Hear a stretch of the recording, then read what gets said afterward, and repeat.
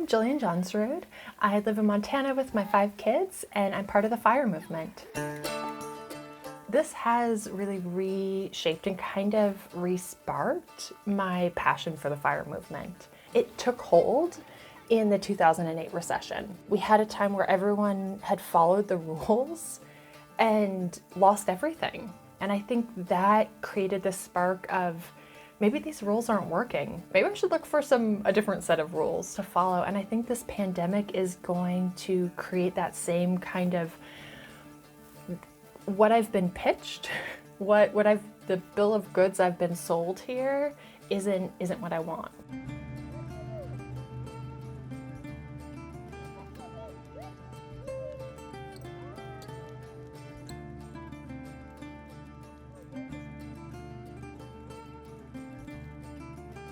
For a lot of people, we can kind of divide it into 2 camps. The people who haven't been maybe playing good defense with their finances, they haven't been budgeting, they haven't been tracking expenses, like they don't know their net worth.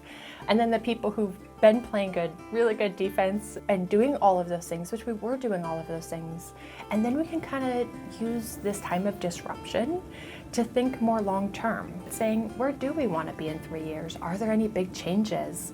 And are there any opportunities financially now to kind of set ourselves up for that? We bought a camper 2 years ago, and if I would have known there would have been a coronavirus, I would have waited. Because oftentimes during these kinds of recessions, things that are not necessary, like campers and motorcycles and recreational vehicles, become a lot more affordable. We don't have to make any changes, that's for sure. But we are thinking, what are some things that we could do that would make sense long term?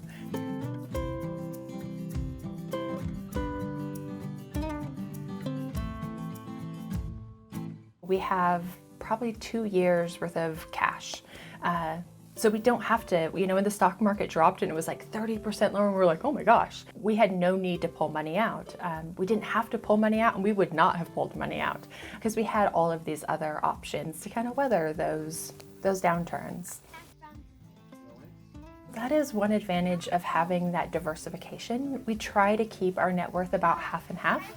We've been strongly tilted towards real estate though, which is one of the reasons that we're making some of these long-term switches to kind of bring that back to 50-50 again. But with real estate or the stock market, you don't really lose money unless you sell. I stopped looking at the numbers.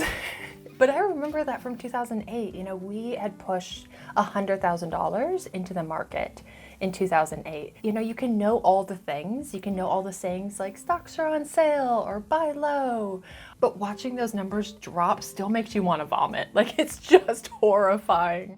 Just stop looking at the numbers. If you're not going to sell, if this is not part of your long-term plan, you don't have to check it.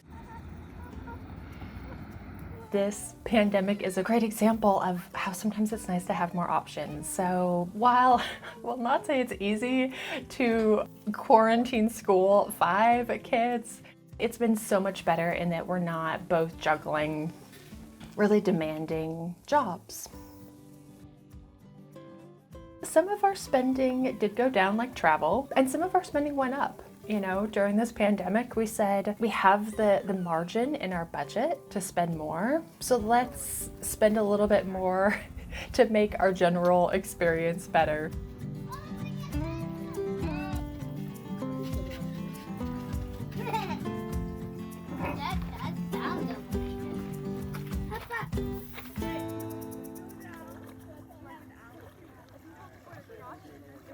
The theme for this season is going to be 10-year time capsule.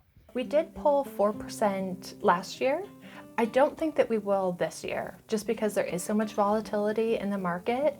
Any extra that we have, we'll probably just invest and let it ride out another year or so. You don't need $1 million to have some financial security. Just having $10,000 in cash right now, $20,000 in cash, can make this whole situation feel a lot less stressful.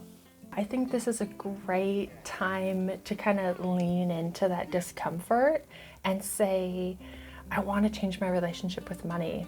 Starting to just track your expenses, starting to create a plan for your money, really engaging with your finances.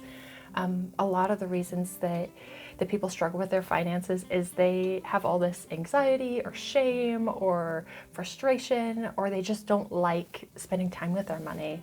And this can be, sometimes pain can be a great catalyst for change. It's really hard to change when things are just okay.